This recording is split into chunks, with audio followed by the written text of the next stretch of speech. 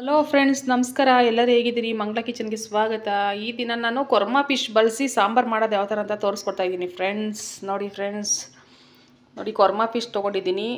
1.5 kg. ತುಂಬ ಚೆನ್ನಾಗಿದೆ friends. ಇದು ತುಂಬ ರುಚಿಯಾಗುತ್ತೆ ಸಾಂಬಾರು. ತಲೆ ಪೀಸೇ ಜಾಸ್ತಿ ಇದೆ. ಒಂದು 2 kg ಅಷ್ಟು ತೊಗೊಂಡಿದ್ದೀನಿ. ಇದು 1.5 kg ಅಷ್ಟು ತೊಗೊಂಡಿದ್ದೀನಿ ಫ್ರೆಂಡ್ಸ್. ಇದು ಅಂತ ಏನೇನು ಪದಾರ್ಥ ತೊಗೊಂಡಿದ್ದೀನಿ ಅಂತ ತೋರಿಸ್ಕೊಡ್ತೀನಿ ಫ್ರೆಂಡ್ಸ್. ನೋಡಿ, ತೆಂಗಿನಕಾಯಿ ತೊಗೊಂಡಿದ್ದೀನಿ ಒಂದು ಅರ್ಧ ಕಪ್ ಅಷ್ಟು. ಇದು 1 ಸ್ಪೂನ್ ಜೀರಿಗೆ, 1/4 ಸ್ಪೂನಷ್ಟು ಮೆಂತ್ಯ ತೊಗೊಂಡಿದ್ದೀನಿ. 1 ಗೆಡ್ಡೆ ಬೆಳ್ಳುಳ್ಳಿ ತೊಗೊಂಡಿದ್ದೀನಿ ಫ್ರೆಂಡ್ಸ್. ಒಂದು ಸ್ವಲ್ಪ ಶುಂಠಿ, ಒಂದು 3-4 ಪೀಸಷ್ಟು. 2 ಟೊಮೆಟೊ ತೊಗೊಂಡಿದ್ದೀನಿ. ಧನಿಯಾ ಪೌಡ್ರ್ ತೊಗೊಂಡಿದ್ದೀನಿ ಫ್ರೆಂಡ್ಸ್, 1.5 ಸ್ಪೂನು. 1/4 ಸ್ಪೂನಷ್ಟು ಅರಿಶಿನ ತೊಗೊಂಡಿದ್ದೀನಿ. ಸಾಸಿವೆ, ಖಾರದ ಪುಡಿ, 2 ಈರುಳ್ಳಿ ಕಟ್ ಮಾಡಿ ಇಟ್ಕೊಂಡಿದ್ದೀನಿ ಇದು ಒಗ್ಗರಣೆಗೆ. ಮೆಣಸಿನ್ಕಾಯಿ ಕಟ್ ಮಾಡಿ ಇಟ್ಕೊಂಡಿದ್ದೀನಿ ಒಂದು 4-5 ಒಗ್ಗರಣೆಗೆ. ಇದು ಕೊತ್ತಂಬರಿ ಸೊಪ್ಪು, ಇದು ಕರಿಬೇವಿನ ಸೊಪ್ಪು ತೊಗೊಂಡಿದ್ದೀನಿ ಫ್ರೆಂಡ್ಸ್.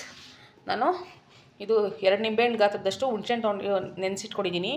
ಉಪ್ಪು, ಕೊಬ್ಬರಿ ಎಣ್ಣೆ ತೊಗೊಂಡಿದ್ದೀನಿ ಫ್ರೆಂಡ್ಸ್.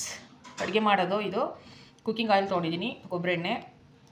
ನೋಡಿ ಫ್ರೆಂಡ್ಸ್, ಇವಾಗ ಮಾಡೋದು ಯಾವ ಥರ ಅಂತ ತೋರಿಸ್ಕೊಡ್ತೀನಿ ಬನ್ನಿ. ಎಲ್ಲ ಪದಾರ್ಥಗಳನ್ನ ಹಾಕಿ ರುಬ್ಬೋಣ.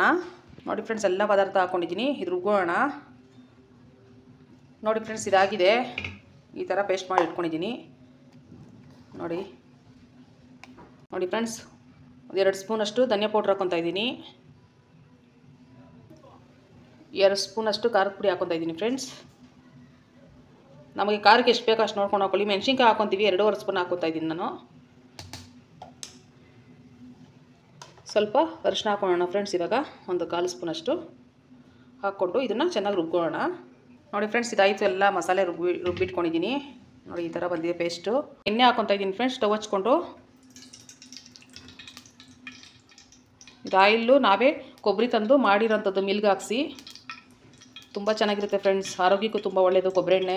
ನಾನು 1 ಸ್ಪೂನಷ್ಟು ಹಾಕ್ಕೊಳ್ಳಿ. ಎಣ್ಣೆ ಕಾಯ್ದಿದೆ ಫ್ರೆಂಡ್ಸ್. ಇವಾಗ ಸಾಸಿವೆಲ್ಲ ಸಿಡ್ದಿದೆ. ಇದಕ್ಕೆ ನಾನು ಮೆಣಸಿನ್ಕಾಯಿ ಹಾಕ್ಕೊತಾ ಇದ್ದೀನಿ ಫ್ರೆಂಡ್ಸ್. ಇದಕ್ಕೆ ನಾನು ಇದಾಗಿದೆ ಫ್ರೆಂಡ್ಸ್. ಇದಕ್ಕೆ ಈರುಳ್ಳಿ ಹಾಕ್ಕೊತಾ ಇದ್ದೀನಿ. ಈ ಥರ ಕಟ್ ಮಾಡಿ ಇಟ್ಕೊಂಡಿದ್ದೀನಿ. ಇದಕ್ಕೆ ನಾವು ಸ್ವಲ್ಪ ಕರಿಬೇವಿನ ಸೊಪ್ಪು ಹಾಕೋಣ.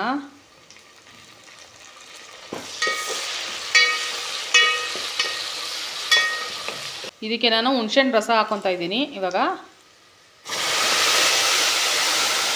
ಹಾಕ್ಕೊಂಡು ಸ್ವಲ್ಪ ಚೆನ್ನಾಗಿ ಫ್ರೈ ಮಾಡ್ಕೊಳ್ಳೋಣ.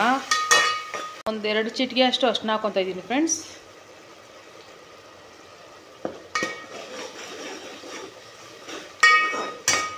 ಚೆನ್ನಾಗಿ ಕುದಿಬೇಕು ರಸ, ಹುಣಸೆಹಣ್ಣು ರಸ.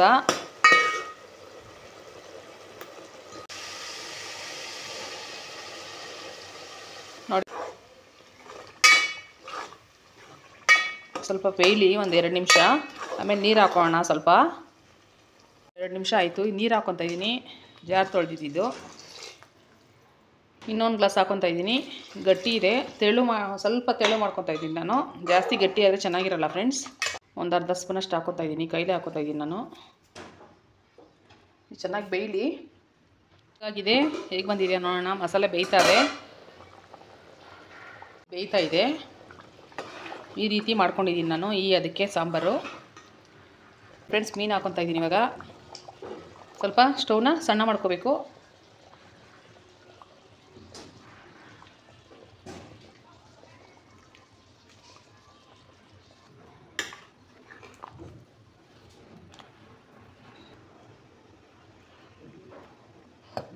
ಹೇಗೆ ಬಂದಿದೆ ನೋಡಿ. ಇದಾಗಿದೆ ಅನಿಸುತ್ತೆ ಫ್ರೆಂಡ್ಸ್.